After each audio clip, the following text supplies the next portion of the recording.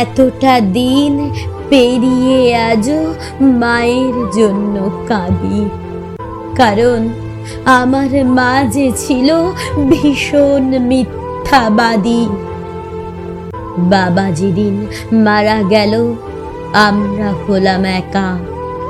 সেদিন থেকেই বাঁক নিয়েছে মায়ের কপাল রেখা। মা বলতো বাবা নাকি তারার ভিড়ে আছে, লেখাপড়া করি যদি নেমে আসবে কাছে। তারায় তারায় বাবা খুঁজি, তারার ছড়াছড়ি। আমার মায়ের মিথ্যে বলার প্রথম হাতে খড়ি। রাত্রি জাগে সেলাই মেশিন, চোখের কোণে কালি। নতুন জামায় ঘর ভরে যায় মায়ের জামায় তালি। ঢুলু ঢুলু ঘুমের চোখে সুই ফুটে মার হাতে। আমি বলি সৌতো এবার, কি কাজ অত রাতে? মা বলতো ঘুম আসে না, শুয়ে কি লাভ বল। ওটা ছিল আমার মায়ের মিথ্যে কথার ছল। স্কুল থেকে নিতে আসা গাড়ি ঘোড়ার চাপে আমার জন্য দাঁড়ানো মা কড়া রোদের তাপে। ঘামে মায়ের দম ফেটে যায়, দু চোখ ভরা ঝিম। ভ্যানিটি ব্যাগ খুলে আমায় দিত আইসক্রিম। মায়ের দিকে বাড়িয়ে ধরে বলতাম একটু নাও। মলিন হেসে মা বলতো খাও তো বাবা খাও। আমার আবার গলা ব্যথা, ঠান্ডা খাওয়া মানা। ওটা ছিল আমার মায়ের নিঠুর মিথ্যাপনা। বড় হয়ে চাকরি নিয়ে বড় শহর আসি। টুকটুকে বউ ঘরে আমার বউকে ভালোবাসি। পশ এলাকায় বাসা নিয়ে ডেকোরেশন ধরে সাজিয়ে নিলাম মনের মতো অত্যাধুনিক করে।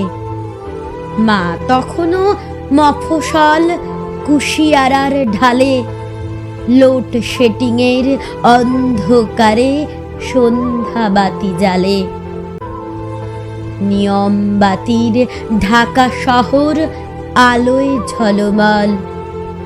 মাকে বলি গঞ্জ ছেড়ে এবারে ঢাকা চলো। মা বলতো এই তো ভালো, খোলামেলা হাওয়া। কেন আবার তোদের ওই ভিড়ের মধ্যে যাওয়া? বদ্ধ ঘরে থাকলে আমার হাঁপানি ভাব হয়। ওটা ছিল আমার মায়ের মিথ্যা অভিনয়। তারপর আমি আরো বড়, স্টেটসের অধিবাসী, বিশ্ব ব্যাংকের বিশেষজ্ঞ, সুনাম রাশি রাশি। দায়িত্বশীল পদে আমার কাজের অন্ত নাই। মায়ের খবর নিব এমন সময় কমই পাই। মা বিছানায় একলা পড়ে খবর এলো শেষে, এমন অসুখ হয়েছে যার চিকিৎসা নেই দেশে।